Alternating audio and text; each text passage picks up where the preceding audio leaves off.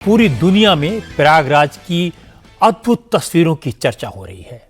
महाकुंभ की बात हो रही है।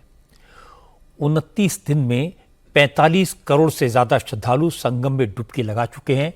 ये चमत्कार से कम नहीं है। अभी 15 दिन बाकी हैं। करोड़ों श्रद्धालु अभी भी रास्तों में फंसे हैं, अपनी बारी का इंतजार कर रहे हैं। प्रयागराज आने वाले हाईवेज पर कई कई किलोमीटर लंबा जाम लगा है।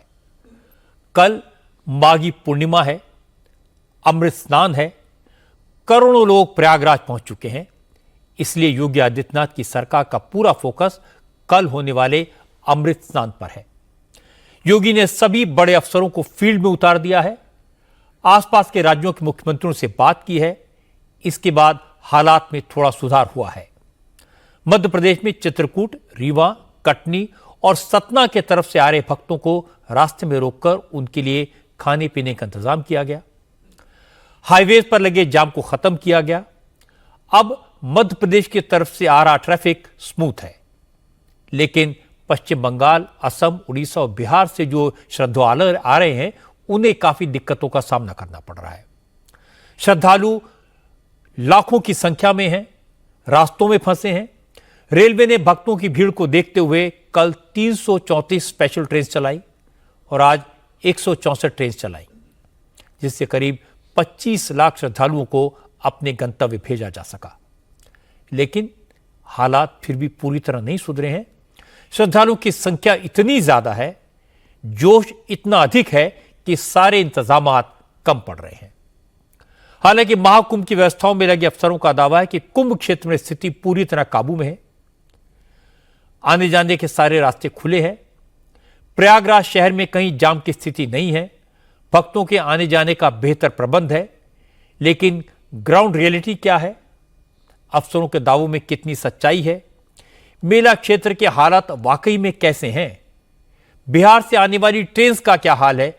यह सब आपको दिखाऊंगा और आपको यह भी बताऊंगा कि आज अखिलेश यादव ने योगी आदित्यनाथ पर फिर कैसे हमला किया और योगी ने अखिलेश को कैसे सनातन विरोधी करार दिया। लेकिन सबसे पहले महाकुंभ की आज की तस्वीरें देखिए। इन तस्वीरों से आपको श्रद्धालुओं के उत्साह, उनके जोश, उनकी ललक और उनकी श्रद्धा का अंदाजा होगा। ड्रोन कैमरे से ली गई महाकुंभ की तस्वीरें आज की हैं। संगम नगरी में जहां तक नजर जाती है, वहां तक सिर्फ श्रद्धालुओं के सिर ही सिर दिखाई दे रहे हैं। इस वक्त 2 करोड़ से ज्यादा श्रद्धालु प्रयागराज पहुंच चुके हैं। आज 1 करोड़ 34 लाख श्रद्धालुओं ने संगम में डुबकी लगाई। भक्तों की संख्या को देखते हुए प्रशासन ने मेला के प्रबंध में कुछ बदलाव किए हैं। पहले घाटों तक जाने के लिए जो बैरिकेडिंग की गई थी, उसे हटा दिया गया है। रास्तों को और ज्यादा चौड़ा कर दिया गया है। घाटों तक जाने आने के लिए जो रास्ते बने हैं, उन्हें अलग अलग कर दिया गया है। आने वाले रास्ते अलग, जाने वाले अलग, जिससे ज्यादा से ज्यादा लोग संगम तक पहुंच सकें और आसानी से वापस लौट सकें। इसके अलावा अब तक श्रद्धालुओं से लगातार अपील की जा रही है कि डुबकी लगाने के बाद वो घाट के आसपास न रुकें। रास्ते बताने के लिए पुलिस कर्मियों को तैनात किया गया है। वॉलंटियर्स भी मैदान में हैं। सीआरपीएफ और आरपीएफ के जवानों को भी श्रद्धालुओं की मदद करने के लिए और क्राउड मैनेजमेंट के काम में लगा दिया गया है। इसका असर यह हुआ कि मेला क्षेत्र में भीड़ तो बहुत ज्यादा है, लेकिन कंजेशन नहीं है। भक्तों की भीड़ लगातार मूव कर रही है। इसलिए लोगों को संगम तक पहुंचने में और डुबकी लगाकर वापस लौटने में दिक्कत नहीं हो रही। हालांकि श्रद्धालुओं को काफी पैदल चलना पड़ रहा है, लेकिन प्रशासन का कहना है कि मेला क्षेत्र के 5 किलोमीटर के दायरे में गाड़ियों के मूवमेंट पर पाबंदी लगा दी गई है। और ऐसा करना इसलिए जरूरी है ताकि पैदल आने वाले करोड़ों भक्तों को दिक्कत ना हो। प्रयागराज में खासतौर पर संगम क्षेत्र में तो हालात ठीक है। जो श्रद्धालु प्रयागराज पहुंच गए हैं, उन्हें संगम में डुबकी लगाने में कोई दिक्कत नहीं हो रही। लेकिन करोड़ों लोग रास्ते में हैं, जगह जगह फंसे हैं और यह मुसीबत बहुत बड़ी है। दिल्ली में केजरीवाल की हार और कांग्रेस से तकरार का असर बंगाल में भी दिखाई दिया।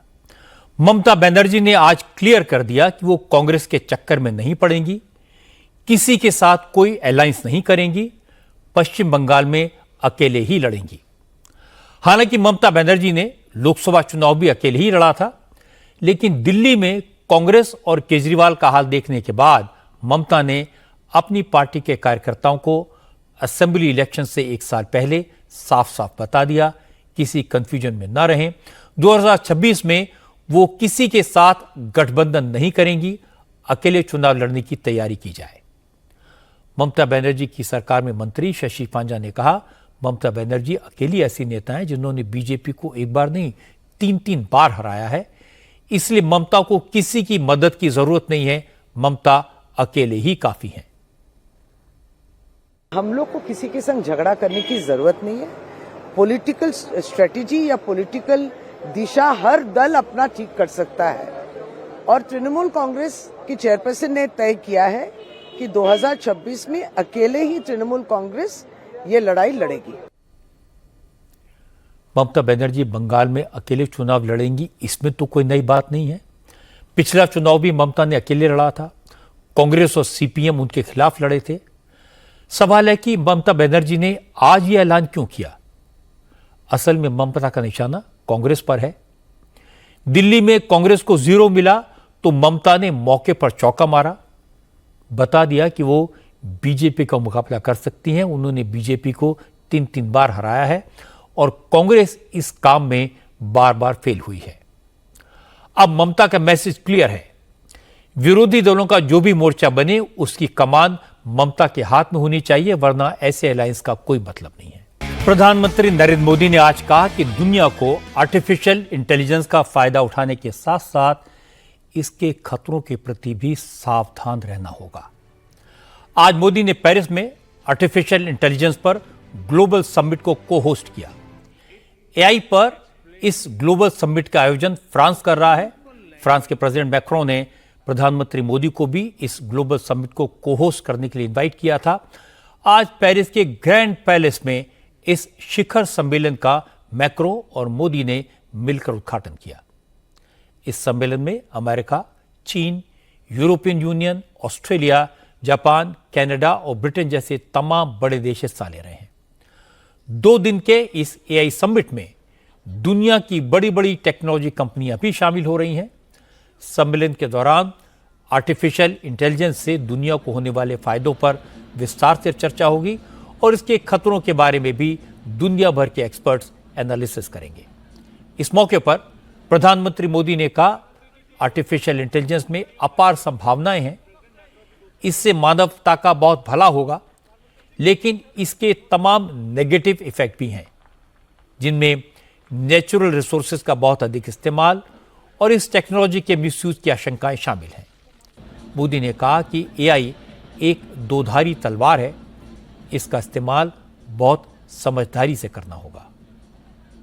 While the positive potential of AI is absolutely amazing, there are many biases that we need to think carefully about.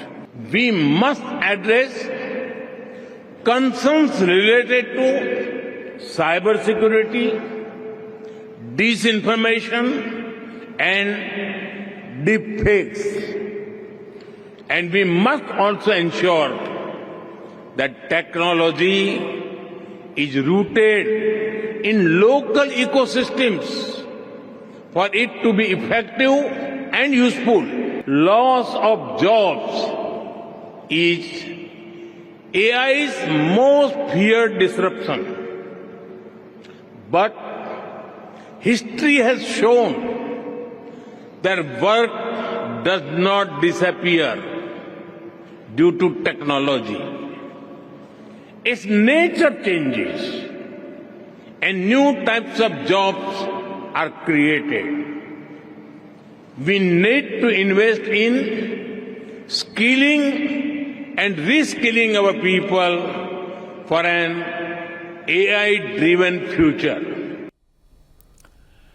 प्रधानमंत्री मोदी की बात सही है कि एआई में अपार संभावनाएं हैं और एआई के बहुत सारे नेगेटिव इफेक्ट्स भी हैं। असल में एआई का सहारा लेकर जो डीप फेक वीडियोस बनाए जाते हैं, उनमें जाने पहचाने चेहरों का इस्तेमाल करके उनकी आवाज़ की हूबहू नकल करके लोगों को गुमराह किया जाता है, लोगों को लूटा जाता है। मैं इसका विक्टिम हूं। मुझे अपने डीप फेक वीडियोस को हटवाने के लिए कोर्ट से ऑर्डर लेना पड़ा। किसी ने मुझे डायबिटीज की दवाई बेचते दिखाया तो किसी ने इन्वेस्टमेंट सजेस्ट करते हुए झूठे वीडियोस दिखाए।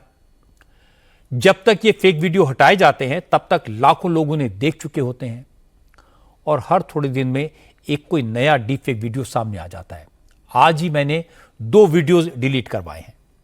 असल में एआई की मदद से डीप फेक वीडियोस का इस्तेमाल पॉलिटिकल राइवल्स को बदनाम करने के लिए भी होता है, लोगों को धोखा देने के लिए किया जाता है। और यह प्रॉब्लम सिर्फ इंडिया की नहीं है, दुनिया के हर देश की है। इसीलिए पेरिस में इस पर गहन चर्चा हो रही है और मुझे विश्वास है बहुत जल्द इसका कोई ना कोई सॉल्यूशन सामने आएगा।